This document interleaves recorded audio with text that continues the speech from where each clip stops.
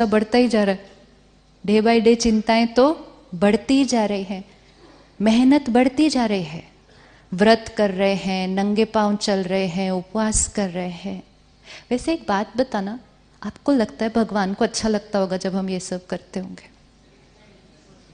अगर वो पेरेंट है, हम गैस कर रहे हैं, I don't know what's right और रॉन्ग, वी गेसिंग। आप पेरेंट हैं, आपको अच्छा लगेगा कि आपका बच्चा पूरा दिन खाना नहीं खाएगा तो? हाँ जी, नहीं ना। और आपको अच्छा लगेगा आपका बच्चा नंगे पांव 1000 सीढ़ियां चढ़ता ही जाए, उसके पैरों में से खून निकल के आ रहा है, लेकिन वो आपको खुश करने के लिए 1000 सीढ़ियां चढ़े, आपको अच्छा लगेगा? जो चीज आपको अच्छी नहीं लगेगी ना,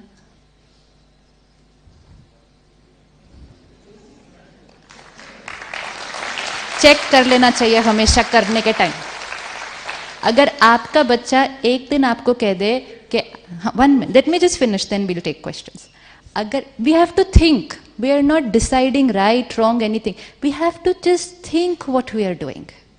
We were doing everything for purification, right? Purify करना था हमने अपने आप को, लेकिन purify किसको करना था हमने? जिसने गलत किया था, जिसने विकार किए थे, उसको प्योरीफाई करना था। हम किसको प्योरीफाई करने लग गए? व्रत रखना अच्छी बात है, एक दिन खाना नहीं खाएंगे, वेरी गुड, लेकिन उससे क्या ठीक होगा? Detoxification of the body. हमें डिटॉक्सिफिकेशन किसकी करनी थी? सोल की। खाना नहीं खाने से शरीर की क्लेंजिंग हो सकती है, लेकिन खाना नहीं खाने से आत्मा की क्लेंजिंग कैसी होगी? आत्मा तो और ही उस दिन थोड़ी थोड़ी ऐसे ऐसे हो रही होती है, कब 9 बजे तो कब खाना खाऊं। और फिर अगर किसी और को कोई अच्छी चीज खाते हुए देख लिया, होता है नहीं होता? 9 दिन नवरात्रे होते हैं तो 9वें दिन 12 बजे, विच मीन्स आत्मा के संस्कार कहां चेंज हुआ? वो तो सिर्फ एक हट की तरह 9 दिन उस नियम को पालन किया। प्योरिफिकेशन अगर हुआ होता तो फिर 9वें दिन के बाद आपको वो चीज खाने का मन ही नहीं करना चाहिए फिर।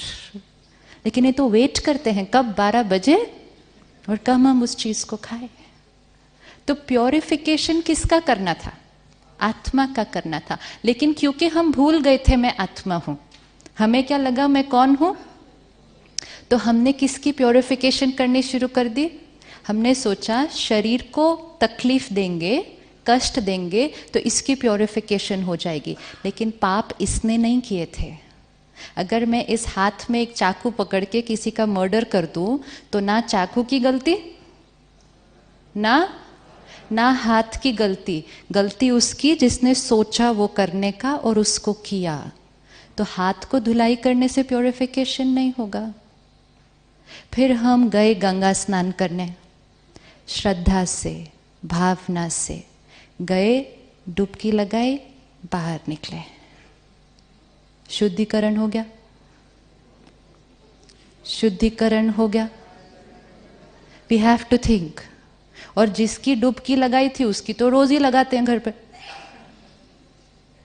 शुद्धिकरण किसका होना चाहिए था? कि गया कोई और था, संस्कार बदल के वापस आए, तब शुद्धिकरण हुआ। हवन किया हमने अपने घर पे, आहुति डाली ना। आहुति डालते टाइम क्या बोलते हैं? स्वाहा स्वाहा। किस चीज को स्वाहा करना था? किसको स्वाहा करना था? मेरे गुस्से का स्वाहा, मेरी चिंता का स्वाहा, और फाइनली एंड में थाली में सब कुछ जो बचा सबका स्वाहा। लेकिन हमने सिर्फ किसका स्वाहा किया? जितना हम बॉडी कॉन्शियस हो गए तो हमने सारी चीजें भी कैसे करनी शुरू कर दी? सिर्फ फिजिकल फिजिकल फिजिकल।